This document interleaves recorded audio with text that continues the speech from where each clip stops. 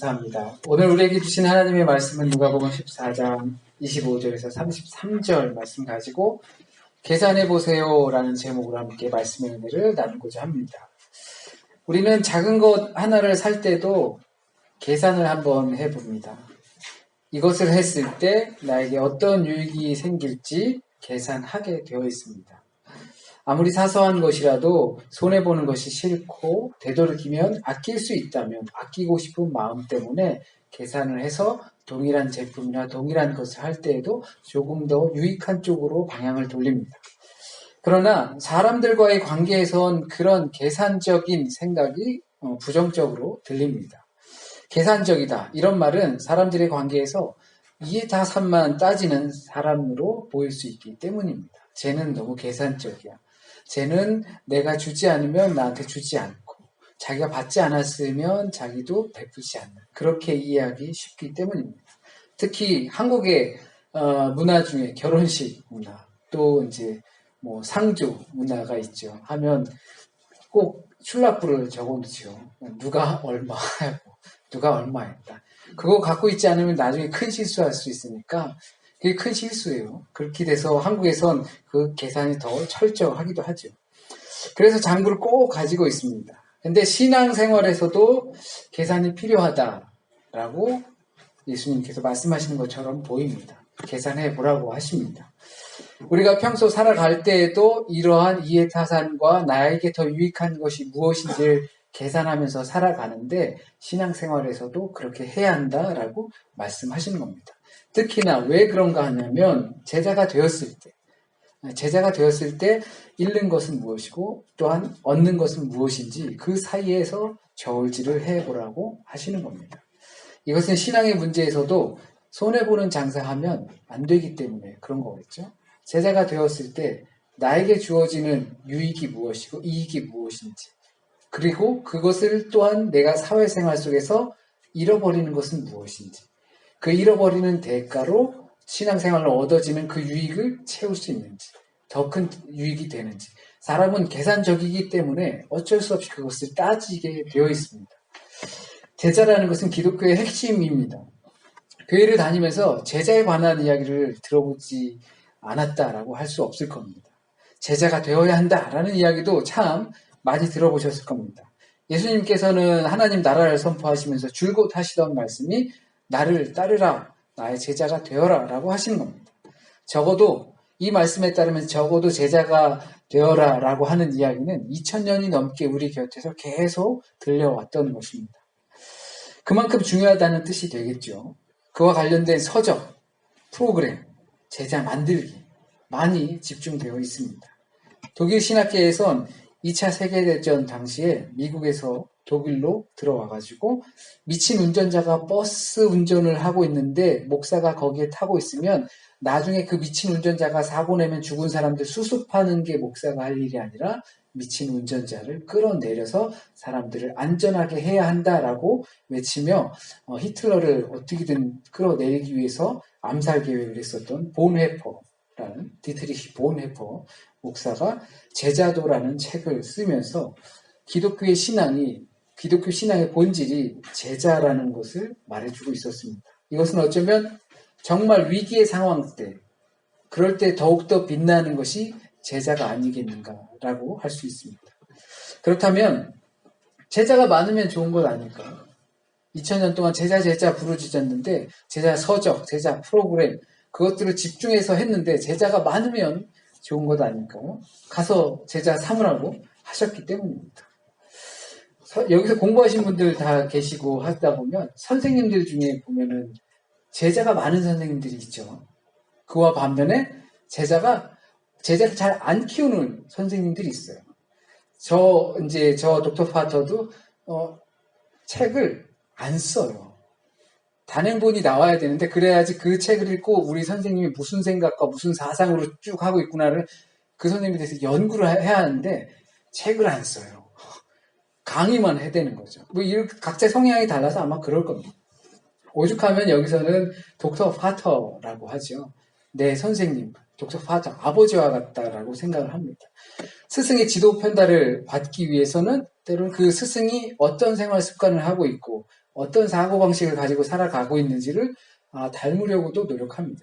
또는 그 스승이 상황 판단을 어떻게 하고 사회 문제에 대해서 어떠한 인식을 갖고 있고 사물을 보는 것에 대해서 어떠하게 보고 있는지도 염려하면서 보고 곁에서 봅니다. 그 과정을 통해서 그 사람의 학문의 결과가 나오는 것이기 때문입니다. 그렇게 해서 가르침 외적으로도 삶과 행동 그리고 그 외의 것들도 담고 배우고 받아들이려고 공부하면서 제자로 되어 있는 학생들은 노력합니다. 그러는 이유는 단순합니다. 나를 받아줬다라는 이유, 그리고 나는 그 사람으로부터 학위를 받아야 한다는 이유겠죠. 그러니까 유익이 있는 거예요. 내가 학위를 받기 위해선 그 사람의 습관이나 이런 거 이 사람들이 학위 막 주지 않으니까 저도 막 줬으면 좋겠는데 막 안 줘가지고 막 그러니까 그 사람들이 습관까지도 따라가면서 그 사람들이 학문의 결과를 어떻게 냈는지를 연구하게 되는 겁니다. 그 스승에서 배울 것이 있어서 그것을 얻을 것이 있어서 그 사람들을 배워나가는 것입니다. 그것이 대부분 제자들의 습관입니다. 마치 오늘 본문에선 예수를 따라다니던 제자들처럼 그렇습니다. 예수를 따라다니던 많은 제자들, 누가복음에서는 특히 이것을 사도 이런 개념으로 보지 않습니다. 12제자 개념이 아니라 따라다니던 무리들을 통칭으로 해서 제자라고 불렀습니다. 후에 누가복음 후에는 그것을 사도로 분리해서 12제자를 따로 사도로 불렀습니다. 그래서 주님 주변에는 많은 무리들이 있었어요. 막 따라다니는 사람들도 많았습니다. 왜냐하면 병을 막 고치거든요. 그럼 신기한데? 나도 좀 한번 배워볼까? 나도 좀 한번 배워서 창업 한번 해볼까? 라는 생각 있었을 거예요. 저 사람 따라다니니까 막 5병이요. 막 5,000명이 막 먹고 막 난리예요. 배고픈데 배 좀 한번 채워볼까? 때로는 염탐하는 사람들도 있었겠죠. 바리새인들이 막 보내가지고 야 끝까지 한번 잘 따라다녀봐. 걔가 혹시라도 신성모독 죄를 저지르지 않을지 잘 염탐해봐 라고 하는 사람들도 있을 것이고 예수로부터 뭔가를 얻어서 나도 한번 창업 한번 해볼까라는 사람들도 여러 가지 풍경으로 마치 소문난 호떡집에 불이 나는 것처럼 많은 사람들이 주변에 있었을 겁니다. 그런데 모두 무언가 자기의 유익을 위해서 이렇게 따라다녔다는 말이 되는 겁니다. 그런데 예수께서는 자신의 주변에 따라다니는 사람들을 향해서 돌이키사 말씀하셨습니다. 이 말은 예수께서 앞서 가시다가 돌아보시고 말씀하셨다는 뜻도 됩니다. 그러나 그러한 생각을 가지고 따라오던 사람들의 마음을 돌이키시기 위해서 하신 말씀이 오늘 말씀이라는 것도 됩니다. 지금 멋모르고 한 수 가르쳐달라고 제자로 받아달라고 따라오고 있는 사람들에게 또는 다른 마음을 갖고 따라오는 사람들의 마음을 돌이키시려고 하신 말씀이 오늘 말씀이라고 보면 좋습니다. 자기가 얻고자 하는 무언가를 각자 갖고서 따라다니는 이들에게 예수께서는 그렇게 따라다니는 사람들에게 찬물을 끼얹는 행위를 하셨습니다. 많은 사람들이 따라다니면 좋을 텐데 그 따라다님의 결과에 대해서 모르고 따라다니는 것 같기 때문에 찬물을 끼얹는 것입니다. 이렇게 따라다닌다고 해서 다 되는 게 아니다. 무슨 이유로 따라다니는지 내가 다 알지만 그 마음, 그 모습으로 따라다니면 아무 소용이 없다. 자기가 추구하는 것만을 위해서 따라다니는 것은 그 따라다니는 스승을 위해선 아무런 도움도 되지 못하고 그 스승의 뜻을 이해할 수도 없으니 선생이 원하는 것을 위해서 따라다니는 것이 더 중요하다라고 하시는 말씀입니다. 우리가 예수님을 따라다닐 때에도 내가 얻고자 하는 무언가가 분명히 있을 겁니다. 기도하는 바가 있을 것이고 앞으로 얻고자 하는 바들이 있을 겁니다. 그런데 그렇게 따라다니는 것은 내 유익만을 위한 것이지 하나님의 뜻이나 주님의 뜻을 위해서 따라다니는 것은 아니라는 것입니다. 그러면 아무 소용 없다는 것이죠. 이 부분은 목사와 관련된 사람들이 제일 문제인 것 같아요. 평신도 분들은 헌금도 내시고 제자로 살기 위해서 헌신하시고 살아가면서 오히려 내 것을 드리지 얻어가는 건 사실 없잖아요. 저는 월급 받잖아요. 저는 뭘 받아요. 제가 제자가 되겠습니다라고 하면서 따라가다가 그냥 배운 게 도둑질이라고 그거 하면 그게 물론 좀 좋게 표현하면 사명이에요. 사명으로 그렇게 하면 돈을 줘요. 그렇게 되면 뭐예요? 업이잖아요. 제 생업이 되는 거예요. 그런데 만약에 교회에서 돈을 안 주잖아요? 그럼 어떻게 될까요? 돈 주는 대로 가지 않을까요? 대부분 막 그래요. 네. 대부분 그렇게 하는데 큰 교회에서는 또 막 그렇게 되면 막 교회에서 물질을 아끼고 성도들이 헌신 안 하고 헌금 안 하고 막 그런다고 막 해요. 그게 참 그렇죠. 목사들이 이런 부분에서 제일 걸리는 부분이기도 합니다. 그런데 여러분들은 더욱더 저희보다 헌신된 사람들이라고 생각해요. 얻어가는 것 없이 이곳에서 다 드리고 가는 입장이 평신도의 신앙 같습니다. 그런 가운데 예수께서는 따라다니는 사람들을 돌이키시기 위해 돌아서서 하신 말씀이 자기 부모와 처자와 형제와 자매와 및 자기 목숨까지도 미워하지 않으면 따라다니는 이유가 없다라고 말씀하십니다. 작심하고 하시는 말씀이죠. 제자들을 더 모아 큰 무리를 만들어 썩은 유다를 개혁해도 모자를 판에 그러려면 로마와 싸우려면 더 많은 사람이 필요할 판에 오히려 반대의 말씀을 하십니다.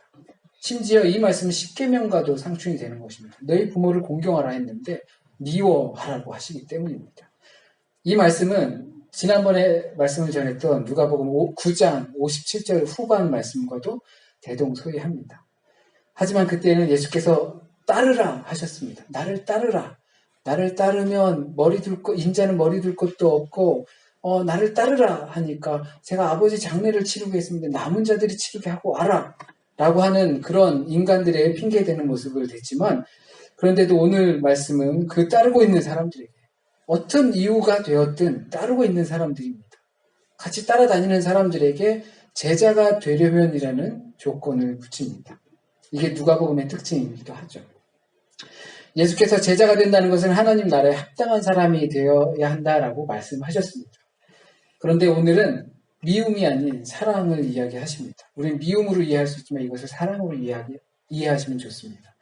이 조건들을 보시면서 주님을 따른다는 것이 이런 것이구나 생각하는 것에서 이제 그치는 것이 아니라 함께 따르는 제자가 되시길 진심으로 바랍니다. 제자는 주님을 더 사랑해야 합니다. 아니, 가장 사랑해야 합니다. 이 부분을 집도 팽개치고 하는 그런 모습으로 그리지 마시고 누가 뭐래 해도 내가 가장 사랑해야 할 것들이 대부분 가족이죠. 특히 독일에서 유럽에서 생활했다 보면 가족을 정말 중요하게 생각합니다. 그렇다면 그 가족이라는 자리에 무엇이든 한번 놓아보세요. 가족과 주님. 대치된 상황 속에서 주님은 가족보다 주님을 더 사랑해야 한다지만 그렇게 할 수 없다고 대부분 판단하니까 오케이. 그러면 가족보다 못한 것을 주님과 저울질을 한번 해보세요. 여러분이 가지고 있는 무엇이든.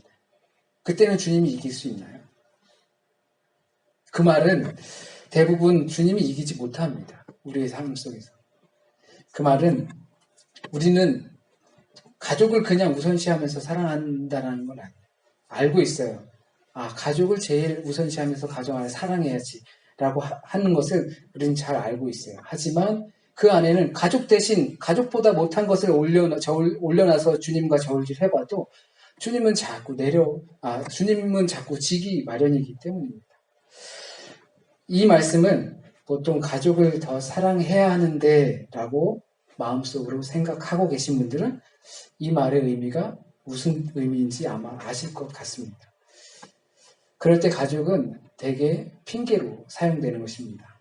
마태복음에서 예수께서 고르반이라고 하지 말아라 라고 했습니다.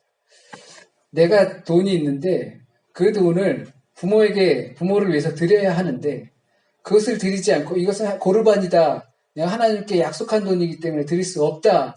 라고 하면서 그것을 하나님께 드리지도 않고 네가 먹는 그런 행동 하지 말라 했습니다. 그러니까 우리가 가족이 너무 중요하다라고 하고 우리 다른 사람들과 다른 사람과 어떠한 이해 타산을 할 때도 난 가족을 더 먼저 해야 돼서라고 할 때 곰곰이 한번 정말 생각해 보시길 바랍니다. 그리고 예수께서는 자기 십자가를 져야 한다고 말씀하십니다. 우리가 잘 알고 있지만 십자가는 로마 시대의 가장 잔인한 처형이었습니다. 왜 잔인했는가 하면 살아있는 사람을 매달아서 죽였기 때문입니다. 살아있는 상태로 죽이기 때문에 그렇습니다. 물론 어차피 사형이라는 것은 살아있는 사람을 죽이는 겁니다. 교수형이든 총사령이든 단두대든 다 살아있는 사람을 죽이기 때문에 잔인한 것이죠. 하지만 이보다 더 잔인한 것은 십자가형이 잔인할 수밖에 없는 이유는 사람들 앞에서 공개된다는 이유입니다. 십자가를 지고 시내를 걸어가면서 모든 사람들이 모욕하고 조롱하고 침뱉고 흉보고, 만약에 이것을 우리처럼 생각해보면 어디 집 아들이 십자가형을 받았대. 시장을 계속 다니면서 저기 누구 아들 아니야 누구 아들 아니야, 교회 다니더니 저 꼴이 됐네, 이렇게 공개 처형을 받는 것입니다. 우리가 십자가를 져야 합니다라고 했을 때 내 십자가, 내 남편, 내 십자가, 내 자신, 내 십자가, 이런 식으로 생각하기보단 우리가 공개되어 있다는 걸 한번 생각해 보세요. 예수 그리스도를 믿는 사람으로서 다른 사람들 앞에 공개되어 있다고 생각하면 정말 좋은 십자가의 예가 될 겁니다. 그러니까 내가 십자가를 져야 한다라고 생각했을 때 내 어떤 무거운 짐의 문제가 아니라 내가 오픈되어 있는 거예요. 비그리스도인들 향해서 나는 그리스도인으로서 오픈되어 있다는 것을 생각해 보시면 좋을 것 같습니다. 우리나라에서도 선비 나라니까 이 선비들을 죽이는 방법이 아주 좋은 방법이 하나 있었어요. 이 사람들을 없는 사람 취급하는 거예요. 이 자존심이 생명보다 중요한 게 선비잖아요. 그런데 가마에서 무슨 형벌이라고 했는데 까먹었는데 가마에 사람을 넣었다가 꺼내요. 그러면 그 사람 죽은 거예요. 끓여서 죽인 거예요. 그래서 그 사람이 시내를 활보하든 그 사람이 옆에 있든 흉을 봐도 되고, 그 사람을 양반인데도 인사를 안 해도 되고, 막 그렇게 모욕을 하는 거예요. 그럼으로 해서 그런 사용도 있어요. 집에서 혼자 막 밥도 먹어도 되고 하지만 살아는 있지만 살아있는 게 아니죠. 예수님의 제자로 살아가는 것은 내가 사람들에게 공개된다는 의미를 갖고 있습니다. 그렇기 때문에 공개적으로 평가 또는 비난을 우리는 받을 수도 있을 겁니다. 그것을 감당해내야 하는 것입니다. 그래도 고든 길을 끊임없이 가야 하는 것이 제자의 길입니다. 그것이 십자가를 지라는 주님의 말씀입니다. 제자가 된다는 것은, 가족을 미워야 한다는 것은, 자기 십자가를 진다는 것은 이해하기 정말 어려운 부분입니다. 그런데 내가 그렇게 아끼고 사랑하는 사람들이 예수님의 제자로 살아가고자 하는 나를 이해하지 못할 수도 있습니다. 그것을 감당해내는 것도 자기 십자가입니다.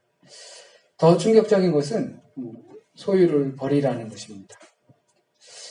공개적으로 나를 오픈하고 나는 예수를 믿는 사람이다. 그리고 예수 믿는 사람이 왜 저 모양이야? 그러면서 질타도 받아내고 그래도 나는 교회를 열심히 다녀야지 라고 생각할 수 있을 것 같아요. 부모보다 자식보다 가족보다 주님을 더 사랑하면서 온통 거기에 매진하면서 살아갈 수 있을 것 같아요. 근데 소유를 버리라. 요거는 사실 우리 기독교인들이나 현대인들에게 가장 마음에 짐이 되는 문제이기도 합니다. 실제로 기독교인의 삶을 철저한 무소유나 철저한 금욕에서만 가능하다고 보는 사람들은 없습니다. 소유가 없으면 생존 자체가 불가능하기 때문입니다. 이 말씀도 앞에서 말씀드린 말씀처럼 생각하면 좋을 것 같습니다. 소유를 부정적으로 생각하는 것이 아니라 절대적으로 생각하지 말라는 것입니다. 그걸 강조하는 뜻으로 소유를 버리라라고 예수께서는 하신 말씀으로 봅니다. 그래야만 예수의 제자로 살아갈 수 있기 때문입니다. 기독교인들 중에서 그래도 돈이 제일 중요하지, 사람이 좀 있어야지, 이런 것을 절대적으로 생각하는 사람들은 아마 없을 거라 생각합니다. 그렇게 믿고 싶고요. 그런데 저 자신을 돌아보면 모든 기준이나 계획이나 포인트들이 돈을 기준으로 세워지고 소유를 기준으로 계획을 삼고 하고 있는 모습을 보게 됩니다. 상당 부분 우리 안에 소유가 절대화되어 있다는 겁니다. 다 버려라. 영생을 얻고자 하는 사람에게 하셨던 말씀처럼 다 나눠주고 나를 따르라 하셨던 것처럼 그렇게 이해는 하지 못하더라도 절대화하지 마라. 돈이 우상이 된다. 돈이 신이 된다. 절대화하지 말아라. 그것을 기준으로, 그것을 절대화라는 그것을 토대로 해서 너의 삶을 살지 말아라 라고 하는 것이 그냥 아주 작게 표현해도 그런 의미인데 우리는 그런 부분에서도 지지 않는가라는 생각을 해봅니다. 이것은 억지로 노력한다고 해서 해결되는 것도 아닙니다. 그렇다고 해서 대충 양다리 걸치고 살아라고 말씀드리고 싶지도 않습니다. 재물과 하나님을 겸해서 섬길 수 없다는 것이 예수님의 말씀입니다. 그렇기 때문에 계산해 보세요. 저울질해 보시라고 말씀드리고 싶습니다. 예수님도 그렇게 말씀하신 거예요. 저울질 해봐라. 거기서 나의 소유보다 주님을 더 사랑해야 제자가 될 수 있는 건데 그렇게 주님의 제자가 되는으로 인해서 내게 얻어지는 것이 무엇인지 저울질 해보라는 것입니다. 정리해보면 결국 제자가 되기 위해선 주님보다 더 사랑하는 것이 있어서는 안 됩니다. 그것이 내 뜻이 아닌 주님의 뜻을 따르는 겁니다. 그 사랑의 대상이 나이든 가족이든 체면이든 소유이든 주님이 그것보다 더 사랑할 만한 가치가 있기 때문입니다.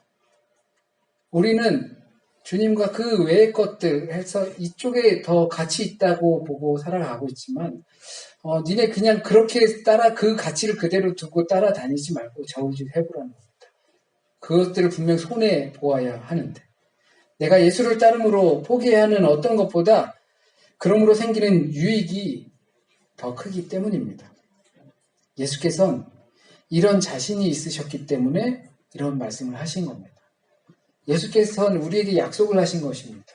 너희가 그 세상 가운데서 더 가치 있게 생각하는 것은 내 앞에서는 별로 가치가 없는 것들인데 그것을 낮추면 그리고 나를 더 높이 가치를 책정하게 되면 내가 그거에 대한 충분한 보응을 해줄게. 나 자신 있어. 믿고 따라와. 이렇게 말씀하고 계신 겁니다. 그렇기 때문에 한번 계산해 보라라고 하십니다. 제자가 사는 것과 소유에 절대 의존하면서 살 때에 내게 주어지는 유익의 차이는 무엇인지 생각해 보시기 바랍니다. 나는 무엇을 더 원하고 있는가 계산해 보시기 바랍니다. 계산기 두드려서 조금이라도 손해가 끼치는 것 같으면 그 손해보는 것을 굳이 할 필요가 없을 것입니다. 그러나 예수께서는 우리에게 영생과 구원을 그것을 주겠다라고 약속하셨습니다. 그것보다 중요한 것이 더 있다라고 하면 그것을 선택하시면 되는 겁니다. 잠시 기도드리겠습니다. 주님, 우리는 판단력이 둔합니다. 우리의 지혜는 미련합니다. 그래서 눈앞에 보이는 것, 내가 가지고 있는 것으로 이뤄낸 성과들, 그것이 너무나 중요하게 보입니다. 그것이 더 크게 보입니다. 그래서 내가 살아가면서 온갖 생각과 많은 가치들이 그 안에서 움직였습니다. 그러나 주님께서 그러면서도 주님의 제자가 되겠다고 따라다니고 있는 우리를 향해서 말씀하십니다. 계산해봐라.